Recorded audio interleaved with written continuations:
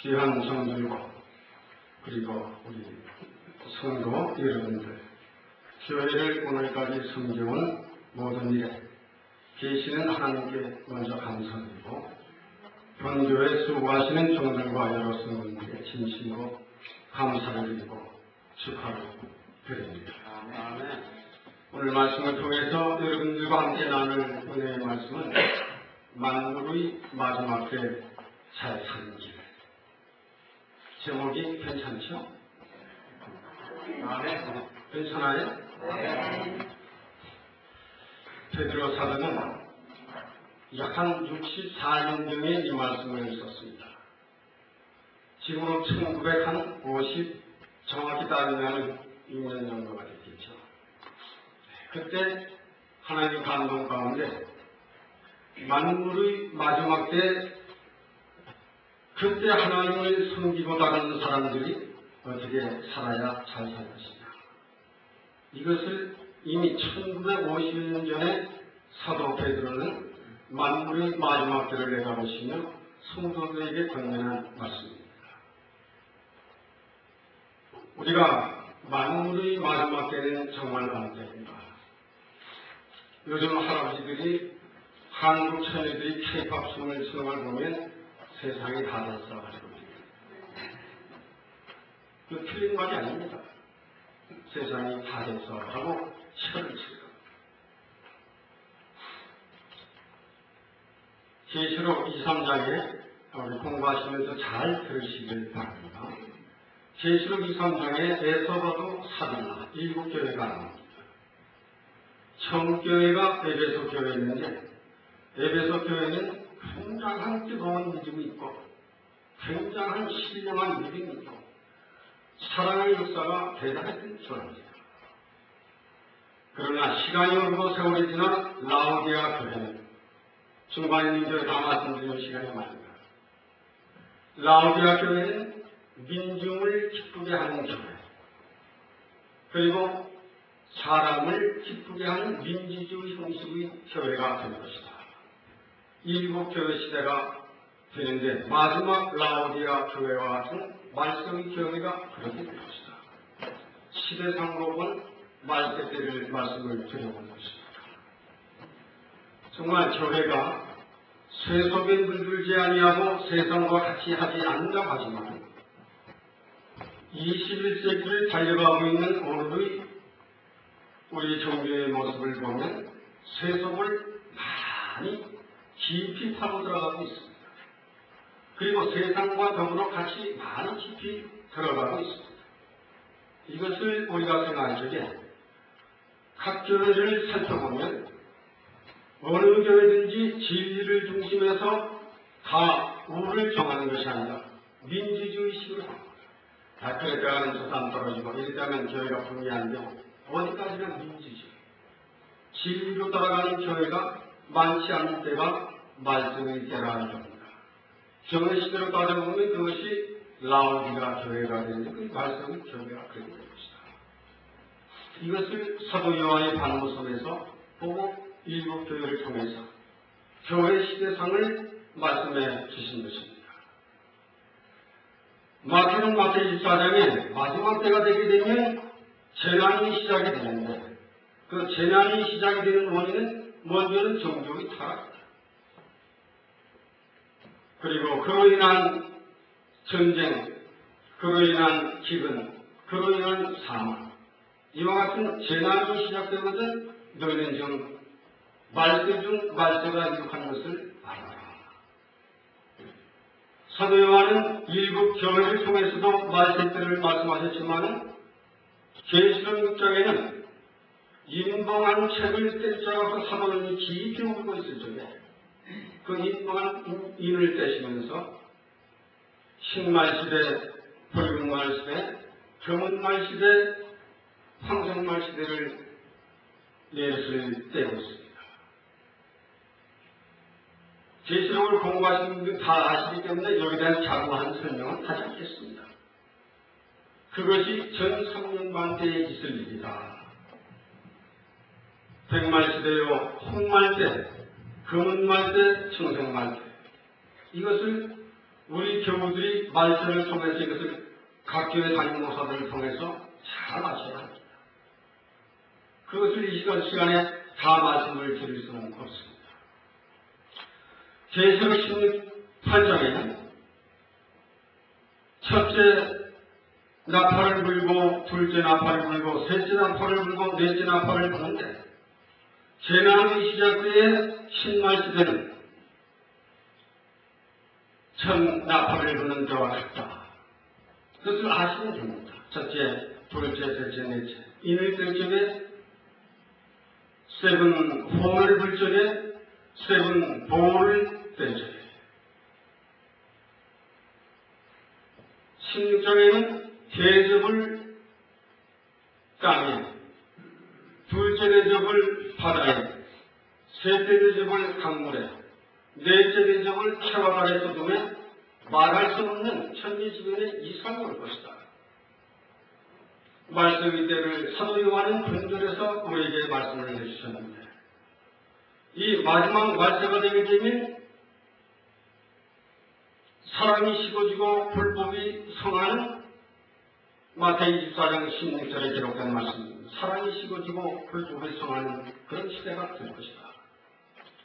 사도 요한은 계시록 9장 12절에는 아블론 아바본 시대가 될 것이다. 이것을 신령한 믿음의 눈으로 이 세계를 바라볼 수 있는 사람이 된다면 용감히 살아있는 사람이고 그 시대를 내다보며 사는 사람이 될 것이다. 만물의 마지막 때를 알아라. 베드로 사도는 그것을 1950여 년 전에 이 말씀을 하게 된 그 여러 사도들이 만물의 마지막 때에 대한 말씀을 여러 가지로 구약성경의 다니엘이라든지 에스겔에 대한 여러 가지로 말씀을 전했지만 그것을 여러분들에게 다 설명할 수는 없습니다. 만약 중대한 것은 말씀이 만물의 마지막 때가 오는 것이냐, 이것을 우리들이 꼭 알아야 할 때가 지금이라고 하는 것입니다. 마지막 때를 알지 못하는 사람에게는 믿음으로 봉변을 당하기 아주 쉬운 것입니다.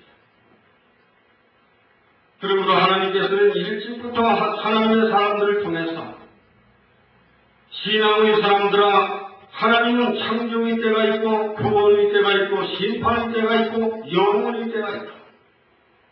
지금은 창조의 때를 지나 구원의 때를 지나 심판날이 멀지않은 만물의 마지막 때인 것을 믿음의 영성을 가진 사람들에게 일구어주는 하나의 특별한 권면이고 하나의 특별한 축복입니다.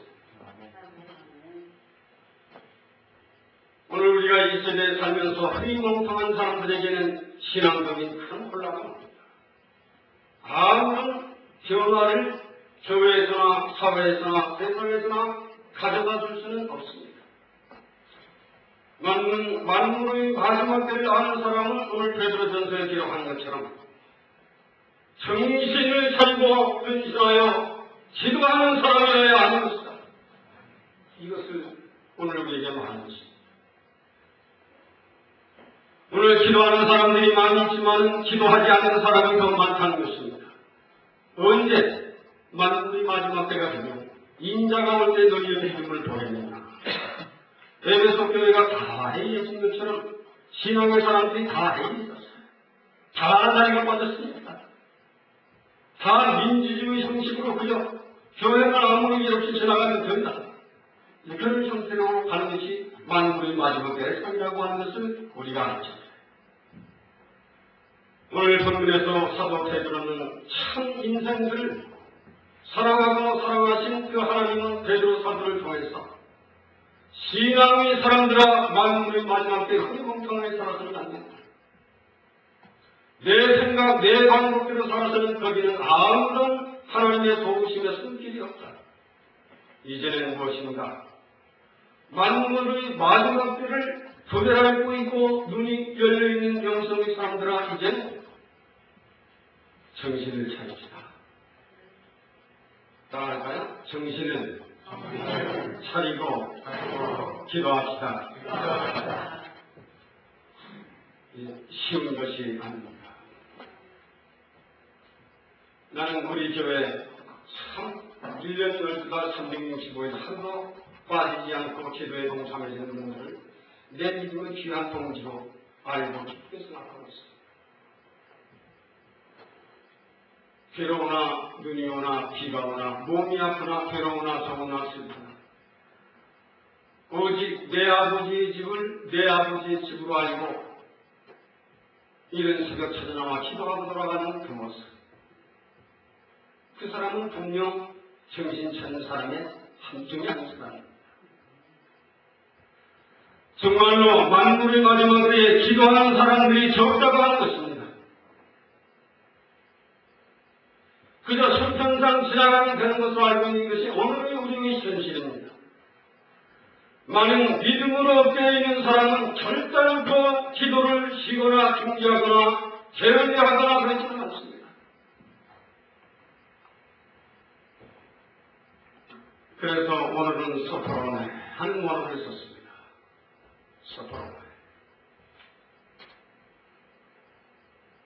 기도에 중요한 사람들아, 이제는 정신 차리고 기도줄로 들었어라. 기도하다가 시험이 들었거든 그 시험에서 이길 수 있는 너가 될 때까지 기도해라. 하나님을 믿으면서 목사 장로가 되어도 성격 하나 죽이지 못한 그 너가 깨질 때까지 기도하지 아니하면 하나님의 은혜는 전달이 안 됩니다. 기도는 하나님 앞에 나의 사정과 나의 불편과 나의 갈 길을 의논하는 거야. 하나님, 내 속에 내가 왜 이렇게 안 듣고 있습니까? 내 속에 내가 왜 하나님 뜻대로 사는 이것이 잘 안 됩니까? 그걸 의논하고 그런 내 정력이 부서지고 그런 내 마음 생각이 깨지고 그 내 마음대로 할 수 있는 그 생각을 무너뜨리고 그 너의 정력이 완전히 폭발할 때까지 끊임없는 영속적인 이 기도를 하는 이런 사람이 되게 됐었죠. 서퍼라고 하는 은혜가 그 생명을 붙들기 시작합니다. 기독교의 연결이 됐어요. 하나님과 나와의 관계가 연결이 됐어요. 기도에 열심을 다하는 사람, 우리가 다 아는 바처럼 다니엘은 나라를 잃어버리고 국민이 다 산산조각이 나고 말할 수 없는 슬픔과 말할 수 없는 저주 속에 노예 생활을 해야 하는 바벨론에 잡혀가는 거기에서도 정신 차리고 기도하는 다니엘은 죽지 아니하고 살았다. 바벨론의 느부갓네살을 하나님의 사람으로 인도해내고야 말았습니다. 기도는 결단코 쉬운 일이 아닌 것입니다. 기도하려 마음먹고 엎드린 사람은 적어도 나라고 하는 나가 부서지기까지 기도하지 않는 한 당신에게서는 기적은 일어나지 않을 것입니다. 기도는 무서운 것입니다. 신앙에 위대한 사람들은 기도에 엎드리는 사람들이었습니다. 야곱이 성공했고 야곱이 이제는 이만만 하면 사라의 대장 됐다고 자기 고향을 찾아 돌아갔지 자신만만하게 돌아갔습니다. 이만만 하면 내가 거느린 이만만 하면 내가 가진 재물 이만큼 가진 내 영역 내 정도 보고 기가 죽을 거야. 그런 생각했어요. 그건 야곱의 생각이었습니다. 그러나 돌아가다가 약국 땅에 이르렀을 적에는 그가 이것이 아무것도 아니구나. 이것만 있으면 내 형제도 복할 수 있을 줄 알았는데 거기에서 엎드려 기도하고 또 엎드려 기도하다가 사흘쯤 되는 날 정신 차린 기도를 그때야 시작했습니다.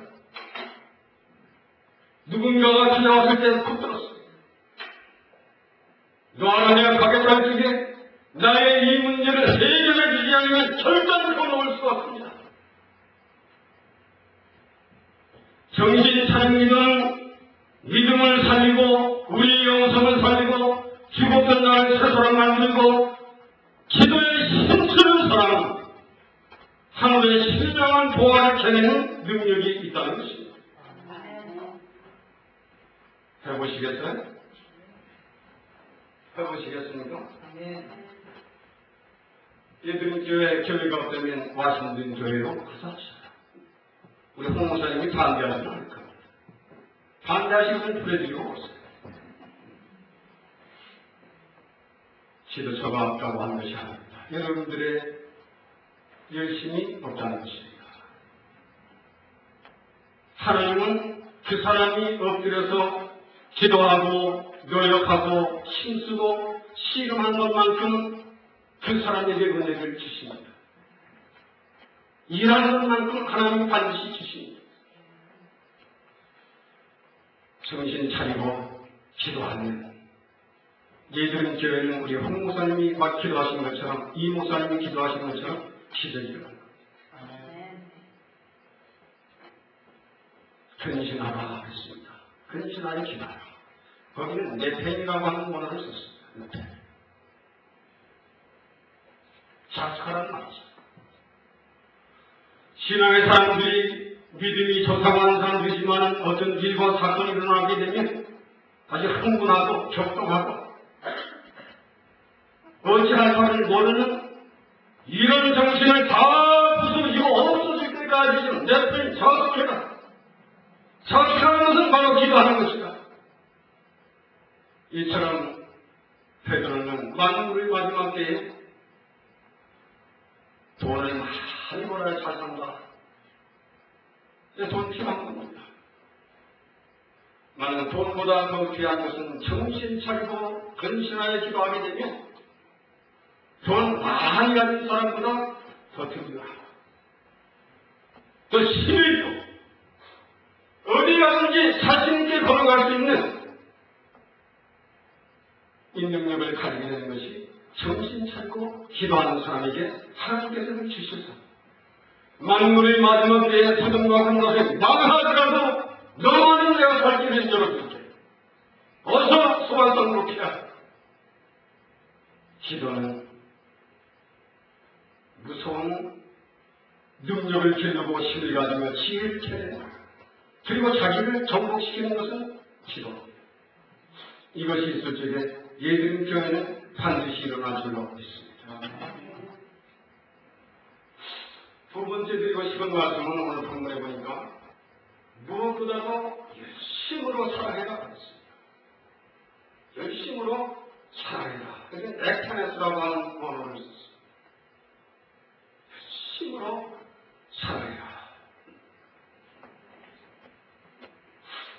베드로 사도는 사랑은 허다한 죄를 덮는 것이다. 오늘 본문 속에 말씀이 기록되어 있습니다.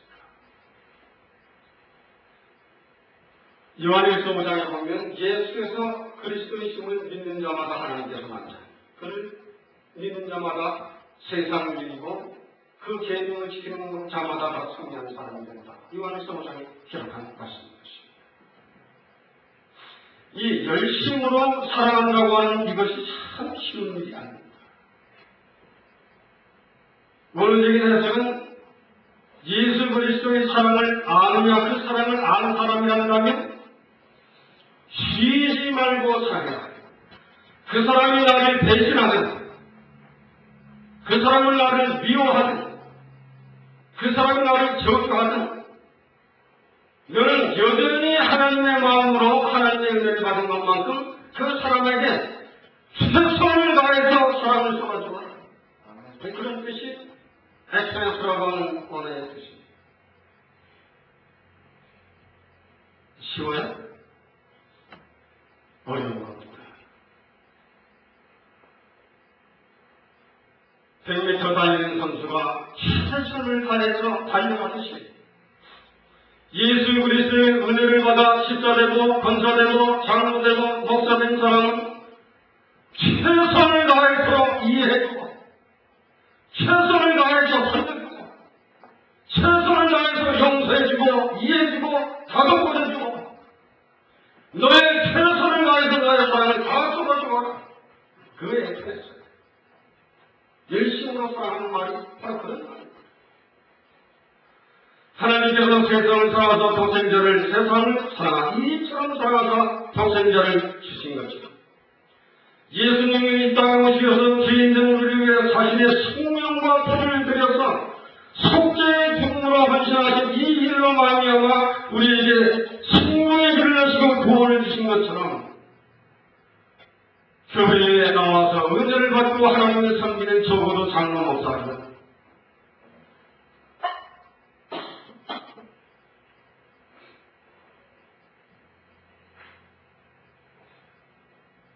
희생이 없이는 안 됩니다. 자기 죽음이 없이는 안 되는 겁니다. 예수님께서 제 십자가를 제단 삼으시고 당신을 제단 위에 죽였습니다. 제단 위에서 내가 산다고 하는 것은 엄청난 잘못입니다. 십자가를 제단 삼으시고 예수님께서는 자신이 희생제물이 되어 온 몸을 다 쏟으신 것처럼 적어도 기름 받은 사람들은 제단을 위해서 교회를 위해서 자신이 헌신하고 생명을 쏟는 이 사람이 없이는 교회를 만드는 것입니다.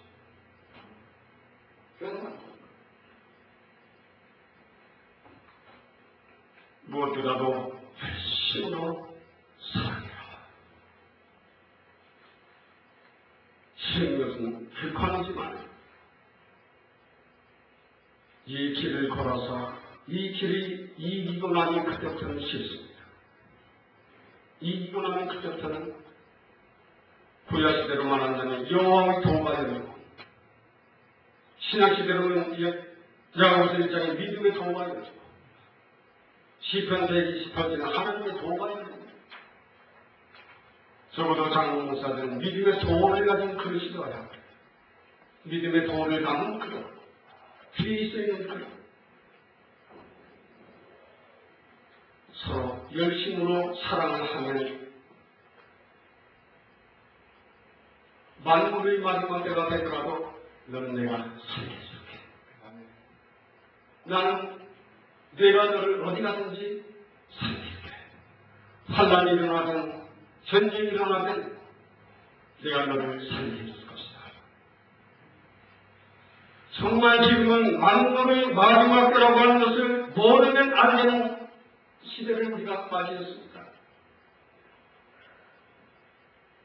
우리 미국의 대선을 앞뒀지만 한국의 유명한 사람이 대선의 대통령이 돼도 지금은 정치를 잘할 수 있는 인물이 없어. 누가 돼도 마찬가지로 어려운 때라고 하는 사실. 세례 요한이 그때 정치, 경제, 문화를 말씀하셨어요. 내가 예루살렘에 앉아 거룩한 척하며 국민의 세금을 받아먹는 그 땅이 정원되지 않겠다. 그 옷을 집어던지고 광야로 나가서 낙타 껍질을 뒤집어 쓰고 예수가 와서 천을 먹으며 예수 그리스도의 오실 길을 준비했듯이 이제는 만물 마지막 때에 우리 믿음의 사람들은 예수 그리스도의 재림을 준비하고는 우리 위대한 정신 차리고 기도하지 않으나 열심으로 사랑할 수 있는 이 믿음의 불, 내 마음 안에서 영적인 움직임이 없게 됐을 적에 당신은 죽은 사람입니다. 해남이 없으면 죽은 것이다. 회개와 믿음으로 구원을 얻듯이 회개와 믿음 있는 사람은 열심을 다해 사랑할 수 있는 믿음이 자기 속에서 끈틀거리는 것입니다. 그 사람이 만물의 마지막 때에 사는 사람입니다. 만물의 마지막 때에 은퇴운도 많이 하고 뭐 누구니까 은퇴하는 거에는 한 1000년이 있어야 좀 30년, 40년을 산다고. 은퇴하고 오래 사니까 사람들이. 그런데 정말 만물의 마지막 때 기도하는 사람 사는 겁니다. 그리고 심히 서로 사랑하게 되면 하나님께서 그 당신을 고아처럼 내버려 두지 않을 겁니다. 세상이 당신을 싫다고 하나님께서 내가 너를 붙들고 너 살 길을 내가 있지. 그것은 구약 성경이나 신약 성경에 찾아 얼마든지 찾아서 여러분이 그런 말씀을 선고해 볼 수가 있습니다. 긴 말씀은 드리지 않겠습니다. 오늘 본문에서 한 가지만 더 말씀을 드리겠습니다. 너가 말하는 하나님의 말씀을 하는 것 같이 해라. 봉사를 바라는 일을 하는 것처럼 봉사해라. 여러 가지 말씀이 있겠지만 하나님의 말씀에 대한 말씀을 나중에 말씀드리고 마감을 하겠습니다. 계시록 1장 3절에 무슨 말씀이 기록되어 있습니까?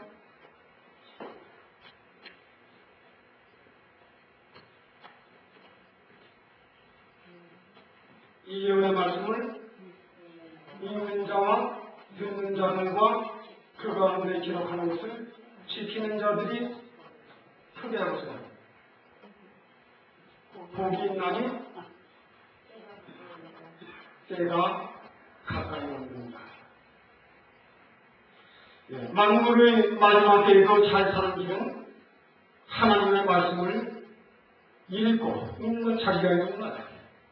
그래서 듣는 자가 오늘 여러분들이 제 말씀을 하는 말씀을 듣고 있습니다.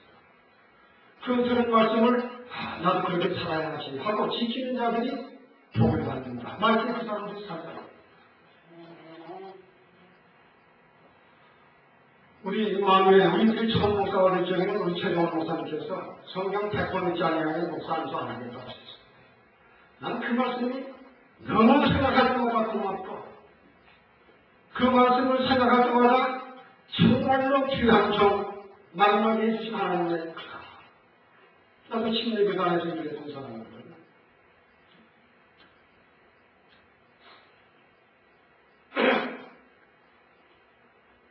성경은 카로스라고 하는 원어입니다.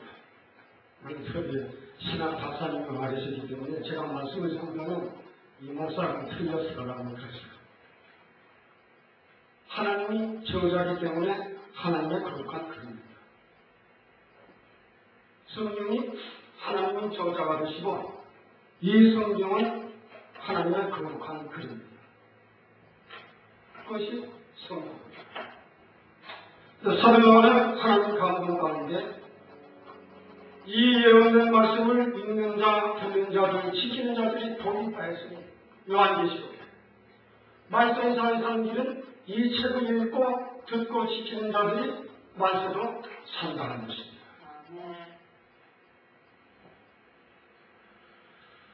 성경을 읽는다고 하는 것은 그렇게 쉬운 것은 아닌데 싶어요.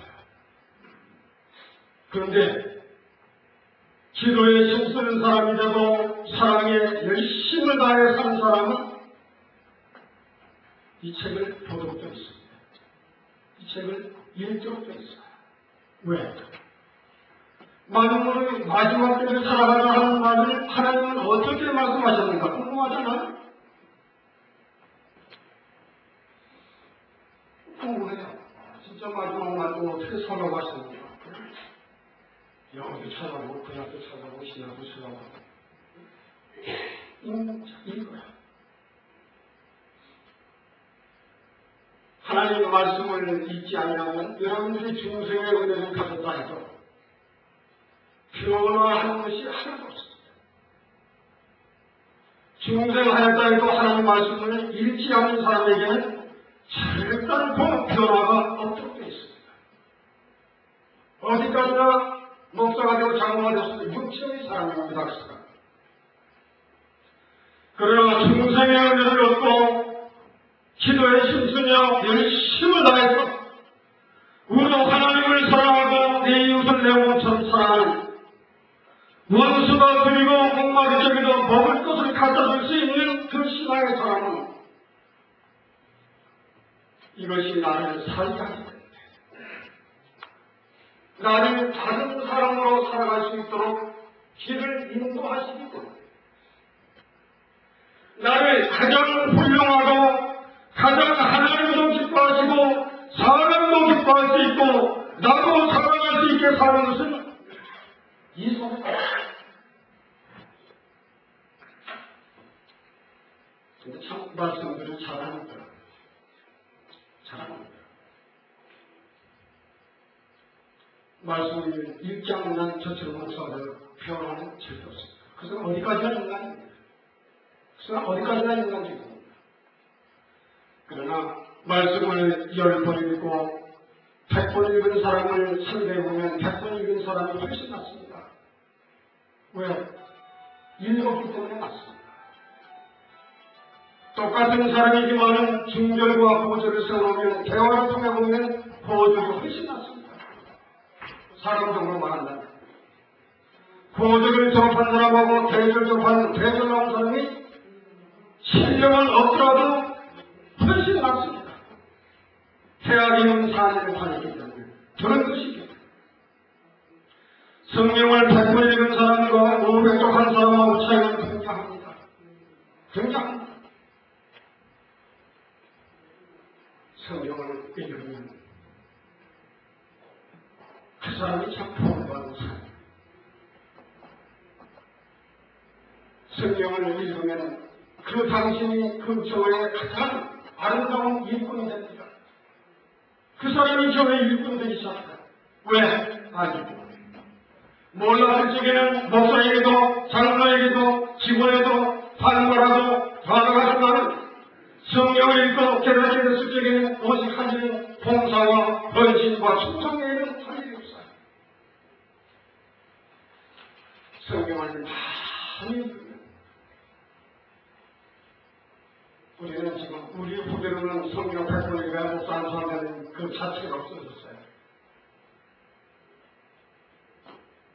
성경 쳐도 장로 이상들은 100번 이상은 해야 이건 의무적인 것입니다.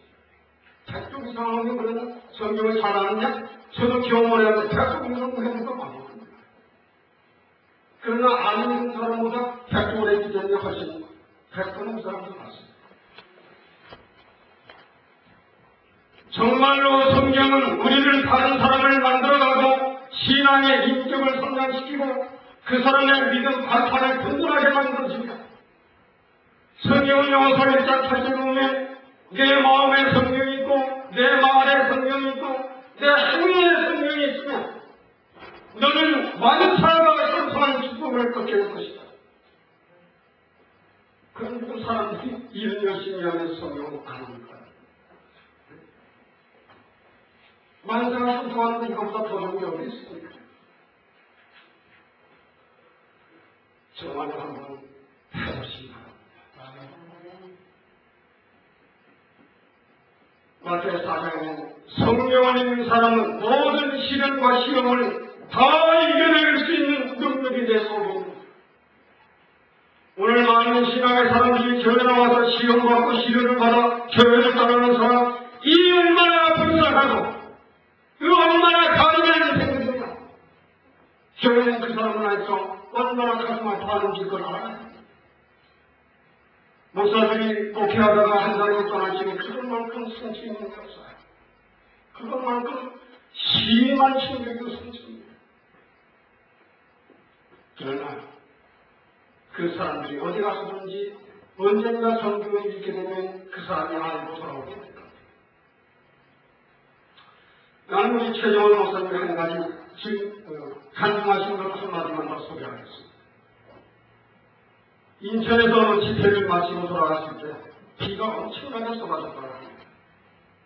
택시를 타고 가시는데 젊은 처녀아이가 그 길을 다 가지고 우산도 없이 걸어가더라는 겁니다. 목사님은 기사에게 잠깐 새롭게 쳐있는데 기사가 다행히 잘 들어주셨어요. 저 걸어가고 있는 젊은 소녀에게 다가가서 비를 맞으시면서 같이 합석하기를 원하셨고 합석하는 그에게 내가 참 복받는 비결을 가르쳐 테니 한번 해보시겠습니다. 하니까 그 젊은 소녀이 얼마나 그 말이 귀가 헛소리겠어요. 종로 서점에 가면 신약성경 읽는데 그 성경을 사서 100번만 읽으면 하나님이 굉장한 축복을 주실 겁니다. 그 말을 들은 이 처녀아이가 돈은 없지만 그 다음날 가서 성경책을 사가지고 읽기 시작했다. 복받는다는 그 욕심에 얼마나 읽고 있었는지 한 달도 못 됐는데 일주일도 못 됐는데 100번 읽었다가 전화를 목사님이 했다. 근데 성경을 100번 읽는 동안에 자기가 너무 가난하고 어렵기 때문에 자기 친척들이 다 일하고 쉬쉬하고 찾아오지도 않아요. 성경 100번 읽는 동안에 가족들이 찾아와서 요즘은 어떻게 지내느냐 하고 먹는 걸 사줘. 애들은 어떠냐 하고 돌봐주고. 참 놀라운 복이 이 많은 길이 아닙니다. 이처럼 하나님께서는 결단코 우리가 읽고 듣고 지키고 실행하는 모든 데 하나님은 거짓말하는 하나님은 결단코 하는 것이다.